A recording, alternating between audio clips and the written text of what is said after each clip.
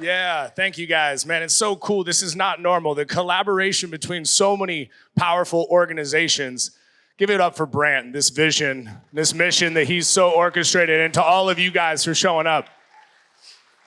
You know, I was driving over here from Dallas, and I was thinking about what I wanted to share with you guys and asking for a message, and suddenly I look up, not to see one, but two. We had the double rainbow. I know some of you guys saw it as you drove over.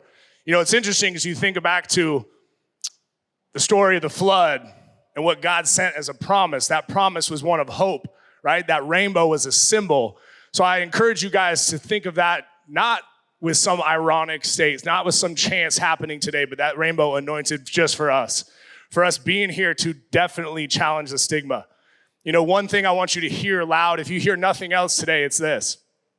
Mental health has no destination.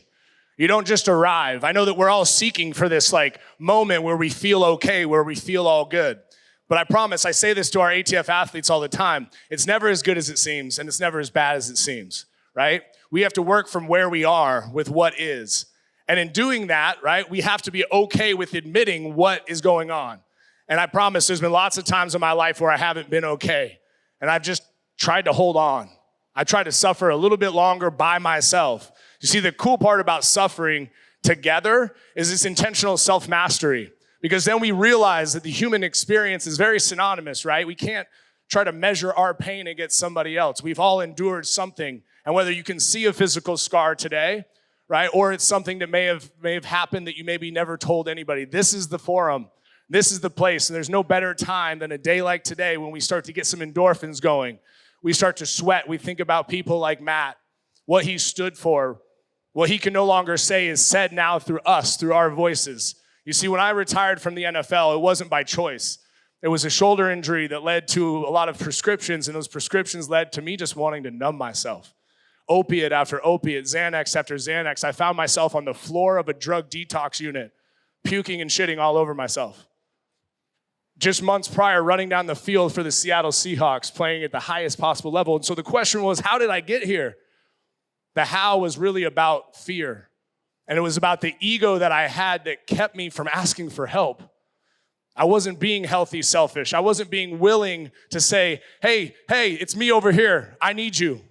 So today, take all the confidence in the world that you're around the right type of people who allow you to get out what you don't know how to say, that just allow you to express it by whatever that emotion is on the surface so that we can get to the real root. Because the reason behind the reason, right? Maybe you're reaching for booze every night. Yeah, the booze may be a problem, but there's probably a reason for the reach. You see, as a young boy, I was sexually abused. I put my trust in an older male figure, and that trust was completely crushed and abolished. Now, through that 20 years of stuffing that down, suppressing and repressing, football was the perfect thing for me, right? I could be this alpha. Nobody would really ask me what the hell was actually going on underneath. And that worked until it didn't. Until suddenly I found myself on that floor of that detox unit questioning whether I had anything to offer. Well, I stand here before you about 13 years later promising you that God works through your mess, right? That the actual scars, the things that led to the shame to keep you silent, those are the qualifiers, not the other way around. They do not disqualify you. So today, and every day moving forward, find those that are willing, like everyone that's looking back at me today, to do the hard things, to challenge the stigma, and to realize that vulnerability matters. But then after you get vulnerable, after you share, it's about taking responsibility for the plan and taking action. Don't sidestep the responsibility of making change in your life once you've opened up. That purge, the release of the pressure cooker that's within our head, that's a positive thing. And maybe that voice goes quiet for a little bit. But you have to then take the opportunity as it gets quieter to take real action.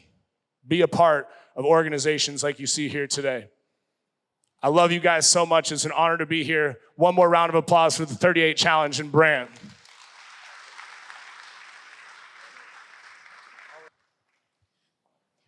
We're so proud of Brant and just impressed by what the 38 Challenge has turned into. And so thank you for that warm welcome.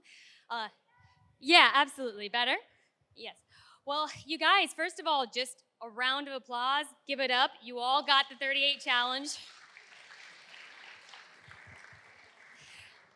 I don't know about anyone else, that woke up some muscles I hadn't used in a while, but it was good to get after it and be out there. It's an honor to be here with all of you today and have the opportunity just to share for a minute about Matt's life and the legacy that he's left. By now, we know a lot of you are familiar with his story, whether or not you knew him personally or have grown to know his story just through the word of the 38 Challenge. Thanks. So it's great to have an opportunity just to honor Matt's life, but also to share about what the 38 Challenge has turned into for those of us who still grieve him and miss his loss. Matt Man was the kind who pushed you to be better, not necessarily through many words, but always by his actions. He was someone who never made excuses as he worked towards his goals with incredible strength of both body and mind. Matt also knew how to motivate people well and knew his audience. So for Brant, he'd drag him out of bed at 6 o'clock in the morning when he was home on college vacation for workouts. For me, he'd take a more delicate approach. Matt was also someone who'd read 20 books a year just because he could, and he made sure to call every single Sunday without fail because there was nothing that would stop him from prioritizing his family. Watching Matt navigate life, I would swell with pride. He was my role model.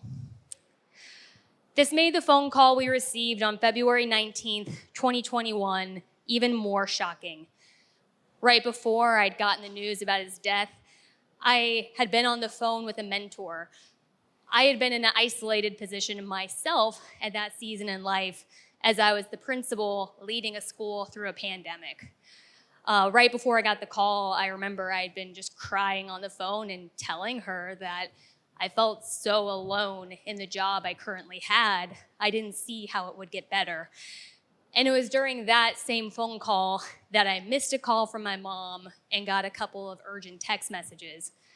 When I called her back, she told me in a calm voice, "Kendall, the fire chief called. Matt took his life this morning." It broke me. It was a shock. To start, Matt was supposed to be driving to St. Louis for the weekend, visiting me after another week of basic firefighting training in Kansas City. We had plans to grab Mexican food, go to our favorite arcade game bar, and go to church together on Sunday. But what was more, I was having my own struggles with mental health at that time. I had never been in Matt's situation, but there were days with the stress from my work. I'd lie in a ball curled up, letting an anxiety attack wash over me, or lay in bed that night, just feeling alone in the role I had and not wanting to see what the next day had in store for me. His passing struck deep, and because of where I was at, it invigorated me in a way to get unstuck and to pursue the life that my older brother would have wanted for me. So what was it that pushed Matt over the edge? Many of us can relate to struggles with mental health, and as David said earlier, it's never a destination, it's a journey. We knew Matt was struggling to adjust to civilian life after 11 years in the military, but we didn't know the extent of the inner battle. It was in the following months that we learned more about chronic traumatic encephalopathy, more commonly known as CTE, along with TBIs, which Brant had mentioned earlier. Because Matt had been researching this right before he died, it was these terms, along with Christian faith and effects of suicide on family, that were the most frequently trafficked on his devices. So the newfound understanding of what Matt was going through drove my family to spread awareness, and for Brant in particular, to begin this nonprofit. Within 4 months, Brant rallied and sponsored his first event to fundraise on behalf of the research at the Concussion Legacy Foundation. And now, as we're here for the third year of the 38, this event has grown into something larger than our family could have imagined. Because the challenge began as an opportunity to tell Matt's story, but is now turned into a platform to share the stories of many others who are also suffering without a voice. Some of you who are here today are veterans or have ties to the military community, while others are warrior athletes. Still, some of you are here just because you can relate to a debilitating season of anxiety and depression and know what that hopelessness feels like in the moment. And while we know that mental health matters, it still can be one of the hardest things to open up and talk about. Sometimes we're afraid we're being too emotional, or even more so, that we'll experience judgment or alienation if we're actually honest with the people around us. But what you tend to find is when you can open up and share with someone who's earned that right to hear your story, you'll typically find that you experience compassion and it fuels greater connection.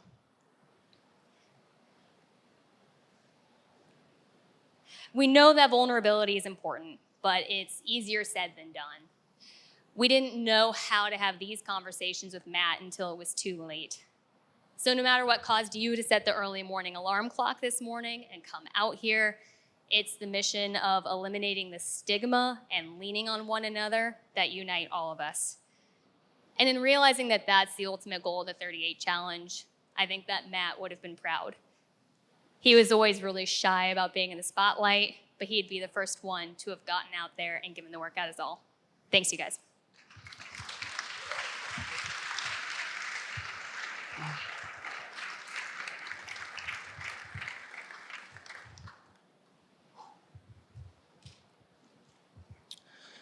So I really wish that I could say that the darkest moment of my life was when I lost my brother to suicide, but I'm actually coming out of the hardest battle that I've had to face.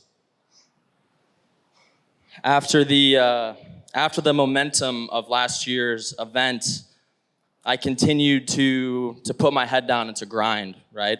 What I really needed was to rest and reset and take time for myself, but instead I kept pushing. So at the same time when I was experiencing burnout from work, I did the 38 Challenge, the workout we just did, for 38 days in a row, which is why I was doing the ski erg today, because I now have no cartilage left in my left knee. So at this time, I was mentally, emotionally, physically burned out, as you can imagine when you run a nonprofit in memory of your best friend and brother who died by suicide. The candle tends to burn pretty hot. And this is when, for me, the depression and anxiety started to slightly creep into my life. As we all know, one of the most taxing things that you can do in life is move cities. And my response to this depression was to put my head down, quote unquote, eliminate distractions and work harder. So literally in a split-second decision, I decided to pick up my things from Austin and move to Dallas to be more close to this community, which I'm glad that I am. Sometime after Matt died, actually about 2 weeks after he died, I was having panic attacks when I would sleep. So I went to my doctor, and he prescribed me a milligram of a little drug called Ativan. And immediately, the panic attacks went away. I was able to sleep. It seemed to be a miracle drug. Ativan is called a benzodiazepine. It's in the same class of drug as Xanax. And you are not supposed to be prescribed Ativan for longer than 2 weeks. I didn't know this. My doctor prescribed it to me for 2 years, and I took it almost every single night before I went to bed. And sometime between the move from Austin to Dallas, I looked at this little pill bottle and I said, no more. I don't want to lean on something. I don't want to rely on something to sleep with. For those of you who don't know, benzodiazepines are renowned for their horrible withdrawal, both physically and mentally. And by no circumstances are you supposed to stop this drug cold turkey. And me being the hard charger that I am and with little knowledge, it's exactly what I did. I tried to stop it cold turkey.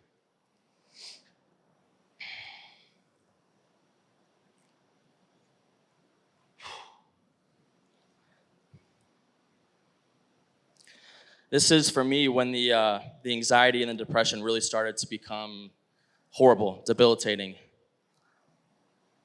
For those of you who have gone through the darkness, the first thing that you think is that you are losing your mind, that you're going crazy.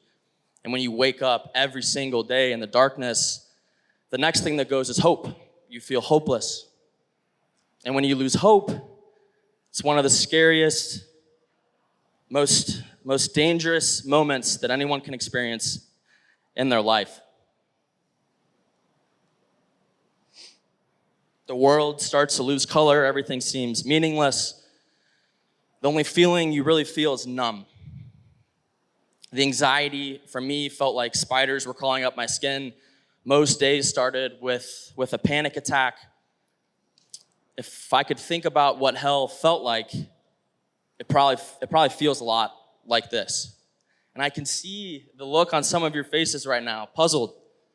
How does this guy struggle so intensely with his mental health? His Instagram bio is doing hard things by showing vulnerability. He literally leads an organization that challenges the stigma.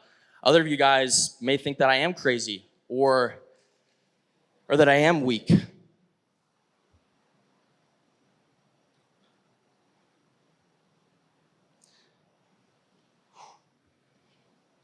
I know what it feels like to feel weak and to feel crazy. I know what it feels like to walk into every room that you've ever been in and light it up, to being too scared to leave your apartment. I know what it feels like to have sleep be the only thing that you look forward to during the day, while simultaneously being terrified to wake up in the morning. I know what it feels like to light a lighter and put it up to your arm just so you can feel something. I know what it feels like to be afraid of the knives in the kitchen. And I know what it feels like to look down 8 stories off your apartment building and seriously consider jumping.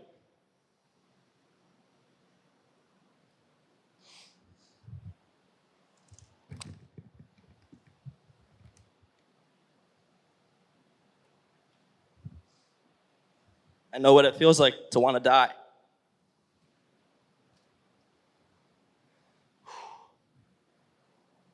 But I also know what it's like on the other side. I know how beautiful this life is. I know how many people love me. I know how much I love everyone in this room. I know how many people need me. And I know the strength that it takes to stand up here in front of you today and to share everything I just did. And there's nothing stronger.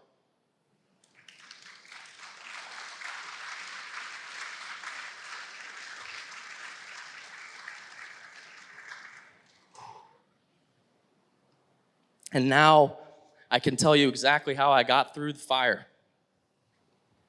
First thing you need to understand is that this will be the hardest battle of your life. If you thought that workout was hard, wait till the battle comes up here. There's nothing harder. You are literally at war for your life, and you must be willing to fight for it. There's a reason why this event is designed this way. In order to get through the battle, there are some very important things that you need to keep in count. Number 1, exercise. You have to exercise. I went from working out twice a day when I was 16 years old to not touching the gym for 3 months when I was in this stage. Because of the depression, it tells you you don't want to go to the gym. The depression tells you you want to stay in bed. You have to do the complete opposite of what your mind is telling you because it wants you to stay there. The next thing is you, again, have to realize how hard this is going to be. And you have to lean on others when you are suffering. Because when you are weak, they are strong. And anyone in this stadium right now will help you through your dark times. The second thing, why we have these keynote speeches, reach out to the people in your life. You have to have the strength to be vulnerable and tell them what you're going through, because I guarantee you someone in your life has been through the same fire. And they will do anything to walk you through it. The third part is networking and community. Plug into a tribe. This is your tribe now. These nonprofits here are your tribe. If you're not a vendor, if you're not an athlete, the 38 Challenge is your tribe. Find your tribe. Make your own tribe. Make sure you have it, because this life will provide suffering. You have to be ready for it. All the time, I have people ask me, Brant, I'm in a funk. What's the one thing I got to do? It's not one thing. Escaping the darkness is all about how many tools can you put into your life that will help you carry momentum. Momentum is how you get out of depression and anxiety. So this is what I did. Step 1, I got my medicine situation figured out. I started to taper off of the Ativan. I started taking an antidepressant called Lexapro. Find a good psychiatrist. Don't be afraid of Ativan, just don't do what I did. It was obviously not the right play. The next thing I did, I got in the gym again, started working out like a maniac, eliminated alcohol. I will be drinking at Specs today. Don't worry, we'll be going there having a few drinks. But ate very clean. I started to incorporate breath work and ice, which Ben will lead us through in a little bit. One of the most powerful tools there is your breath and your ice. The background of my phone is a picture of me as a child and my mother when she was holding me. And anytime that the thought of suicide creeped into my mind, I looked into my phone and I said, I cannot do this to her. I cannot do it to Kendall. I can't do it to all of you. I literally envisioned myself in this moment saying, what if you make it through this and you can share this story with everyone here today? The most important thing for me was my faith with God. All of us humans can relate on one thing, and that is suffering. We will all suffer. We live in a broken world. The Bible calls us to suffer. There's only one person who ever suffered perfectly, and his name is Jesus Christ. And for the rest of us, we just have to do the best that we can to suffer well. So, how do we suffer well? Number one, lean on others when suffering. Understand that there's always hope. Even when it feels like it's hopeless, you have to keep fighting. You have to keep taking steps because whether it's tomorrow, whether it's a week, whether it's a month, whether it's a year, you will get through it. And last, you have to have the strength to be vulnerable because that's how we challenge the stigma. Thank you guys so much. I love you so much for coming out today.